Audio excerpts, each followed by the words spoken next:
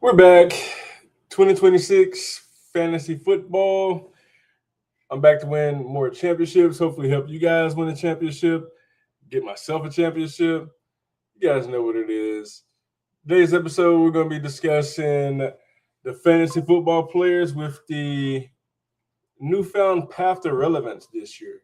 And what I mean by path to relevance is who's got a clear runway for success. Like which fantasy players have more opportunity to succeed, right? And not just succeed, they're going to an opportunity to succeed, but they're going to succeed, right? There's a number of players that have switched teams, that have had players ahead of them switch teams, and this creates opportunities, right?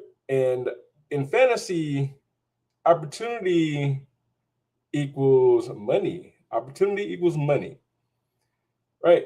So you got players that are talented.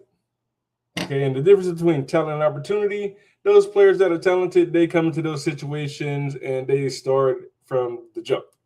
Whereas where you have the players in new opportunities, they may be talented, but there's somebody that's better than them, that's ahead of them on the depth chart, right? But now the player that's ahead of them is now gone, right? And this is why fantasy breakouts usually occur because of situations like this, right? So vacated touches, targets, coaching changes, injuries ahead of them. These are huge signs that a fantasy breakout is about to happen, right? My biggest one for this year is probably Bhayshul Tuten. Now, granted, the Jaguars brass brought in Chris Rodriguez, and they still got LaQuint Allen there.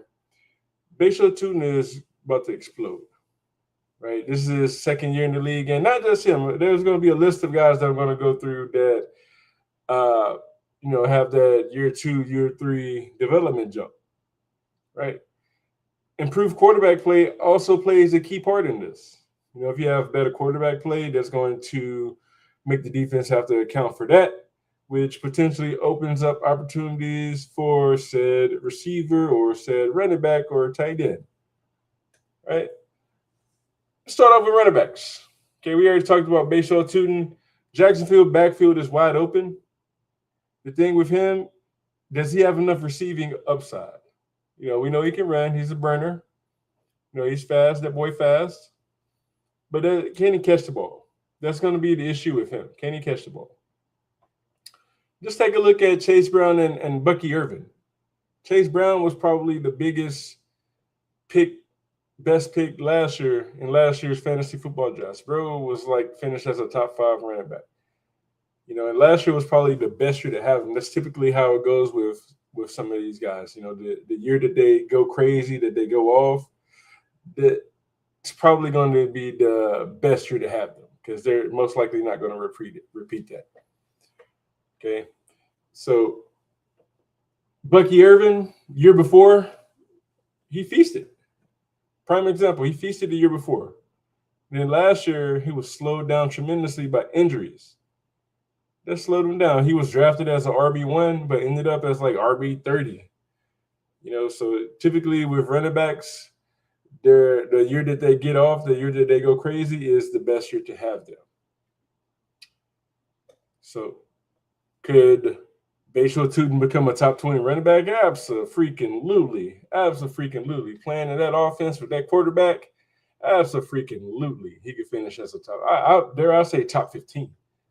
Bro's he's on my big board. He is on my big board for sure. Now, Blake Corum's up next. Is he a league winner or is he just another handcuff? Now, granted, he's a handcuff to one of the top 10 running backs in the NFL in Kyren Williams. But if McVay historically rides one running back. He had Gurley. He typically rides one running back, Kyren Williams. But if Kyren misses time, Does Corbin become an instant RB1? I think so. To me, even if I'm not a Kyron Williams stockholder, I'm still going to hold on to Blake Corum all year long, all season long. Wide receivers, Rome Odunze. And let me explain this one. The reason I'm going to Rome Odunze is simply because the hype train surrounding Luther Burden is unenviable. That's very unenviable. Burden is going to drive his stock up, and people are going to be reaching for him. Second round, third round, people are going to be reaching for him as potentially Caleb Williams, wide receiver 1. And, he flashed. Bro flashed last year. Well, Rome Odunze played very well, too. First 4 weeks of the season, I think he was like wide receiver 1. He was going crazy. Talent has never been an issue with him.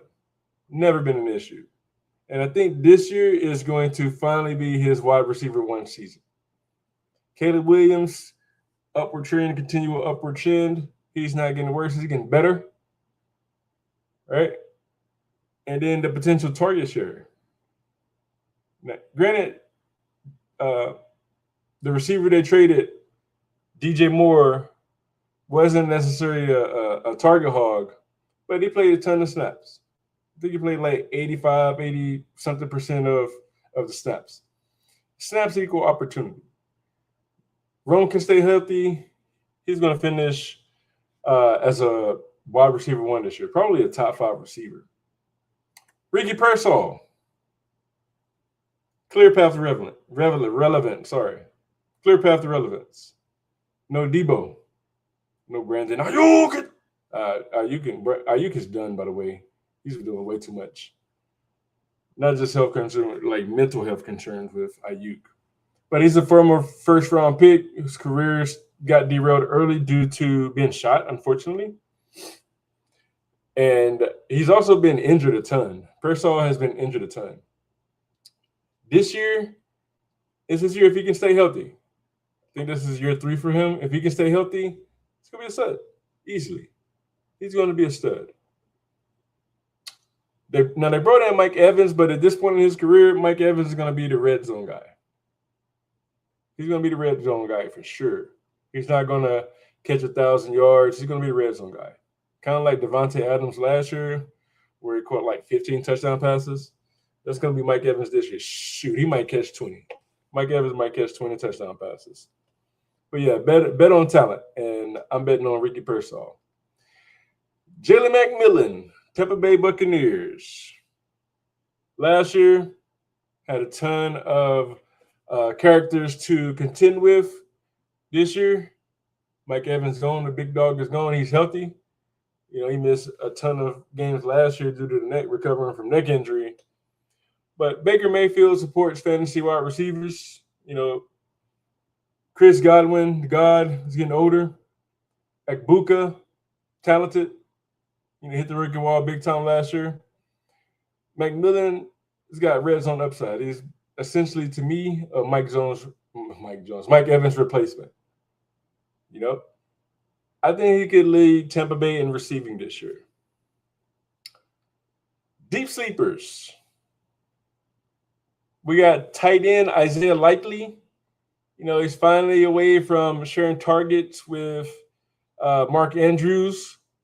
He's going to be the guy this year, especially if Neighbors is limited at all coming back from injury.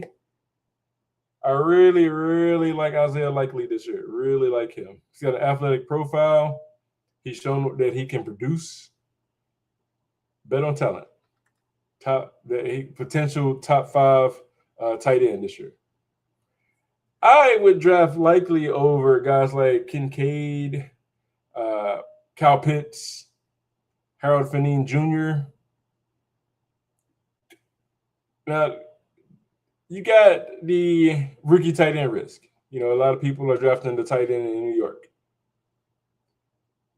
You got the rookie tight end risk. But, a lot of those guys are now receivers, and that risk is essentially a thing of the past. Quarterbacks, Cam Ward. He's got rushing upside. He's got a supporting cast. Got a new offensive coordinator, Brian Daboll. a ton to like about Cam Ward this year. A ton to like. He's got some guys to throw the ball to. He's got some guys protecting him. I could see him on the Jaden Daniels trajectory. Now, not, playing some good ball and then falling off hard. I think it's thinking to the top 12 quarterbacks this year. Dunn's, my predictions for this year. Dunn's going to finish as a top 10 wide receiver. Bhayshul Tuten is going to finish as a top 15 running back. Isaiah Likely, top 5 tight end. Ricky Pearsall leads San Francisco receiving. Cam Ward finishes as a top 10 quarterback. My guys in the one injury away tier, these players become instant league winners if someone ahead of them misses time.